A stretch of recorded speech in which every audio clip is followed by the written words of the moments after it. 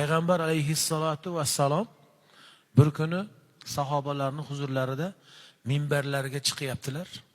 Minbarlarga. İlk oyoqlarini qo'yishlari bilan amin dedilar. Rasululloh amin deyaptilar. İkinci durch deyiladi, daraja, ikinci darajaga qo'ydilar. Tomlamdik nechta? Uchinchisi 3ta ekani. İkincisida ham amin dedilar. Duo qilyaptilar. Aminni aytyaptilar.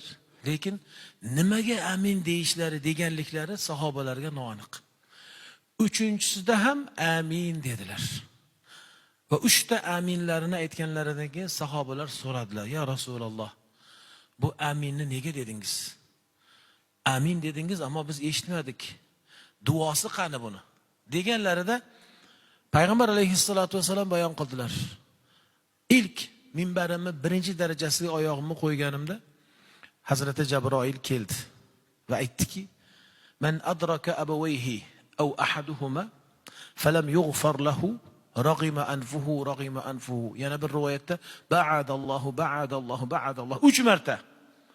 Kimda kim bir mu'minni ota-onasi bo'la turib yoki birlari bo'la turib uni jannatga olib kira olmasa, ya'ni ularni sababidan ularni rozi qilib jannatga kira olmasa, u bandani burni yerga ishqalansin, xor bo'lsin deya Hazrati Jabroil duo qilyaptilar. Rasululloh o'sha duoga amin debdilar.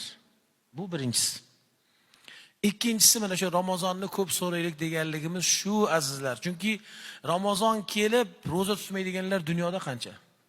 Ramazon kelib Ramazonni qadrini bilmaydiganlar qancha? Bugun Allohning lutfi bilan siz mana shu go'zal siymoda kelib masjidlarimizni to'ldirib ibodatingizni qilyapsiz, taroveh namozlaringizni o'qiyapsiz, tahajjudlar va albatta xatm Qur'onlar, bu Allohning sizga lutfi.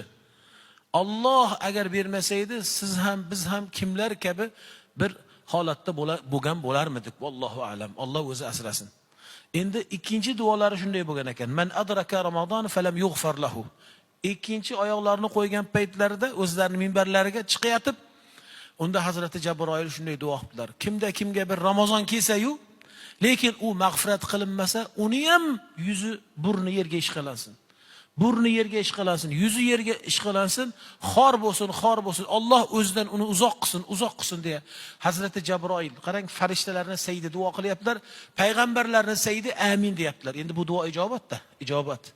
O'shanga otalarimizdan bizi iltimosimizki, duo qilayotgan paytlarda shu Ramazonni qo'shib duo qilsinlar. Ko'p Ramazonlarga yetkizsin.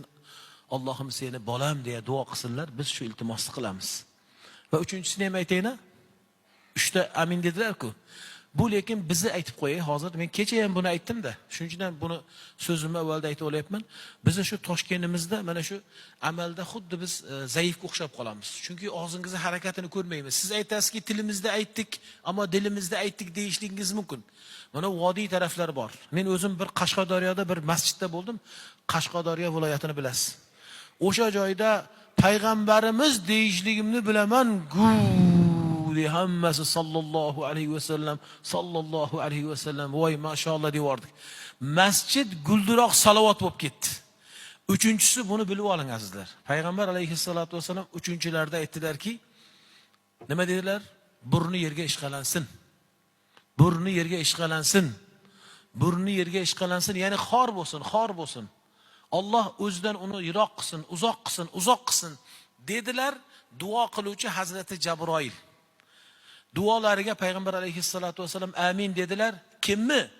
Qaysi bir bandani huzurida siz zikr qilsangizda sizga salovat keltirmaganning ham burni yerga ishqalansin dedilar. 3 marta. Nauzubillah. Alloh qo'rusin. Payg'ambar alayhissalatu vasallam yana bir hadis shariflarida al-bakhilu man zukirtu indahu falam yusalli alayya dedilar.